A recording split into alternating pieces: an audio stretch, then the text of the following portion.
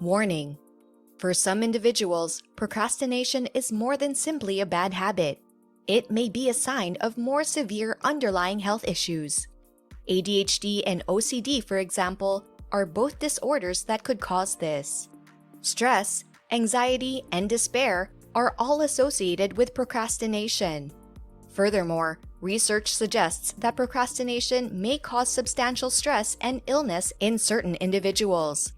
When it comes to chronic or severe procrastination, you should consider checking yourself for one of these disorders, and you should seek the advice of a qualified specialist. Is it true that procrastination equals laziness? Procrastination is a conscious decision in which you choose to do something other than the activity you know you should be doing. On the other hand, indulging in laziness is even worse. It evokes sentiments of apathy, sloth, and apprehension to take action. Procrastination is the purposeful avoidance of a difficult but possibly more essential task in favor of one that's more enjoyable or simpler to do. If procrastination is allowed to continue for a lengthy period, we may get demotivated and disillusioned with our work, which can easily lead to depression. Don't let procrastination take over your life. Here, I'll share with you my tips for how to stop procrastinating. These 11 stages are certainly applicable to help you stop procrastinating. Number 1. Divide your project into small, easy steps. On a subliminal level, sometimes we procrastinate because we perceive the work as being too overwhelming for us, which contributes to procrastination. Breaking things down into manageable parts and focus on one of them at a time. If you're still delaying after breaking the task down, think about breaking it down even further. Your task will soon appear to be so simple that you'll say to yourself, "Wow, this is so simple, I might as well just get it done now." It now appears to be a doable situation.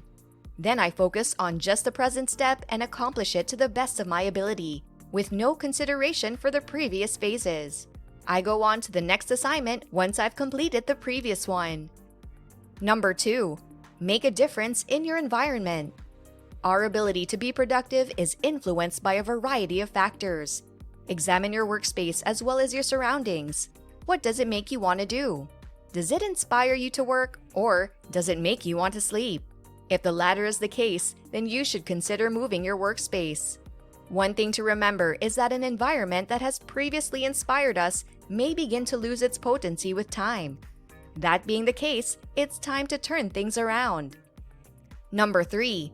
Create a thorough timetable with defined completion deadlines. Having only one deadline for your task is tantamount to inviting you to procrastinate. This is because we believe we have plenty of time and continue to put things off until it's too late. Create an overarching timeline with exact dates for each minor action after organizing your projects into digestible segments as mentioned in Tip 1. You'll be more mindful of the fact that each task has a due date if you do it this way. Your deadlines must also be reasonable. For example, if you don't finish the task by today, it'll have an impact on the rest of your week's plans. As a result, a sense of urgency to act has emerged.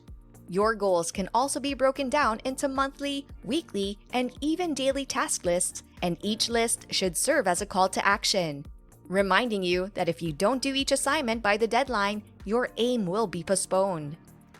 Number 4. Remove procrastination sources from your life.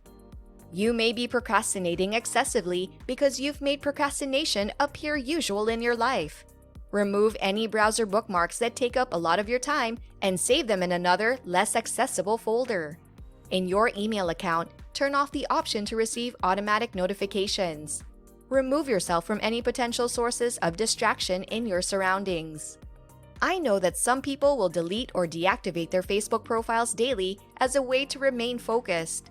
To be honest, I think it's a little dramatic and severe because dealing with procrastination is more about being aware of our behaviors than adopting self-binding measures to prevent it. But if you believe it's essential, go ahead and do it. Number 5. Surround yourself with people who inspire you to act. I'm convinced that spending 10 minutes talking to Steve Jobs or Bill Gates will push you to take action more than spending the same 10 minutes doing nothing.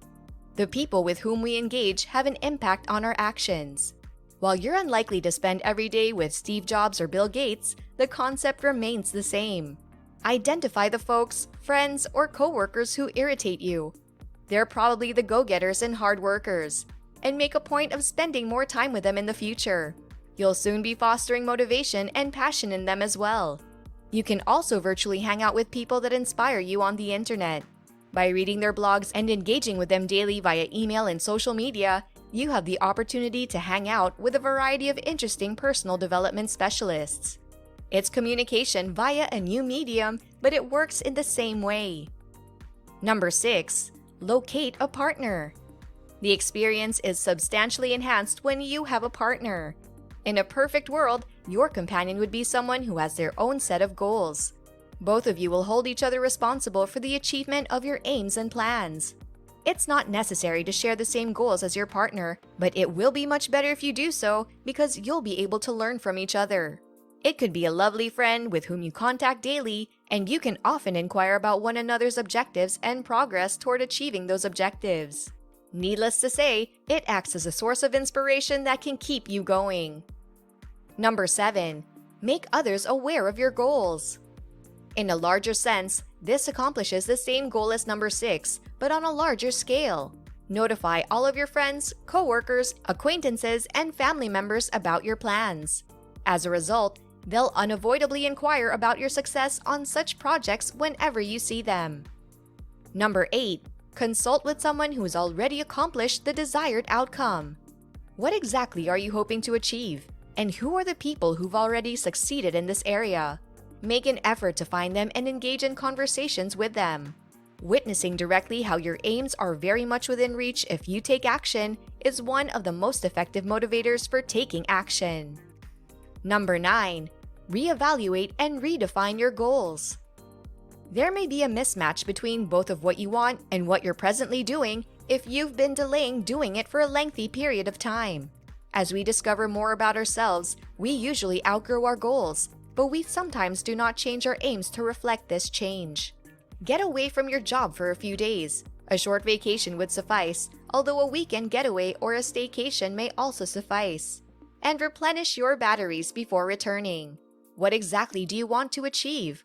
What should you do to get your desired position? What are the procedures that must be followed? Is your current job aligned with your objectives? What can you do in this situation if this is the case? Number 10. Don't overcomplicate things for yourself. Are you trying to figure out when the optimum time to do this is? That now isn't the best time because of X, Y, or Z factors, for example? Get rid of the idea that there's a right time for everything. If you keep waiting for one to emerge, you'll never be able to accomplish anything. The urge to be flawless is one of the most prominent motivations for procrastination. Number 11. Take a deep breath and just do it. It all boils down to action at the end of the day. If you don't put your plans into action, all of your thinking, planning, and hypothesizing will be for naught. It doesn't matter how long you've been planning or how long you've spent fantasizing. If you don't start doing something right now, you most likely won't get anything done. Bonus! Number 12. Add a tiny bit of realism. I've never heard of someone attempting to postpone their way to success, and I don't expect that to change shortly. Whatever it is you've been putting off, you must get a hold of yourself and do it, and most importantly, be realistic in your goals. That would be all for today's video. If you like anything I had to say, give this video a thumbs up. That's all we have time for. Have a good day!